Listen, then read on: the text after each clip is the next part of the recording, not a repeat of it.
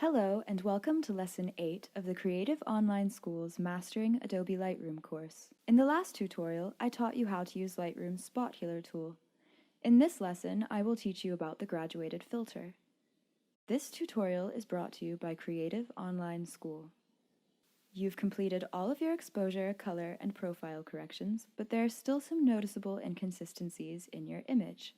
For example, the foreground of this photo is quite shadowy compared to the background. The horizon is very bright, and I couldn't accurately adjust the white balance in my basic settings. When I did, the buildings in the foreground turned very blue. If I didn't own Lightroom, I would have to prevent this issue by shooting with a physical filter over my lens. But, thanks to Lightroom's graduated filter, I don't have to spend money on a lens filter, and I don't have to think about changing the filter each time I take a new photo of a different setting or subject. The graduated filter is a tool that helps you adjust the exposure settings of one side of your photo, and you can do it gradually so that it looks natural.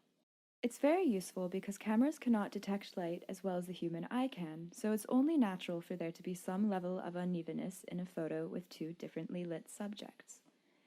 You can also use it creatively to add cool, natural-looking effects to part of your photo.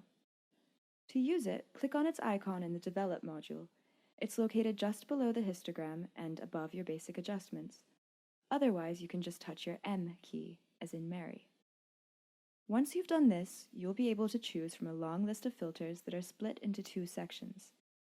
The filters in the top section are more specific and relate to the sliders below the list. The second part of the list is made up of presets. Some of them, such as Iris Enhance, are default Lightroom filter presets, and others are presets that I saved after making custom graduated filters. When you select a filter from the list, Lightroom will move its correlating slider to a certain point. For example, if you select Shadows, Lightroom will assume you want to lighten your shadows. If something similar happens to you, just move the slider to where you need it to be. And you can always move your sliders around after you've dragged the graduated filter into place as long as you select its pin first. Once you've selected your filter, bring your mouse over to your image, click, and drag the filter over the area to which you want to apply your new settings.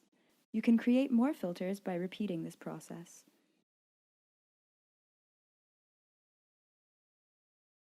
If you keep the spaces wide between the filter's three lines, there will be a smoother graduation between the filtered and non-filtered parts of the image. And, of course, if the lines are smaller, the effect will be more intense. Selecting the Show Selected Mask Overlay box at the bottom of the workspace can help you get a clearer visual of where your filter settings are being applied, because Lightroom overlays the filter with a bright color, such as red. You can delete your filters by selecting their pins and then touching your Delete button. Also, the pins can sometimes get in the way. You can toggle the pin settings on the bottom left-hand corner of your workspace next to the Mask Overlay box. Congratulations!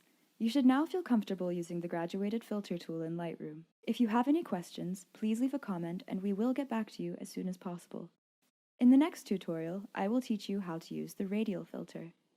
This course is brought to you by Creative Online School.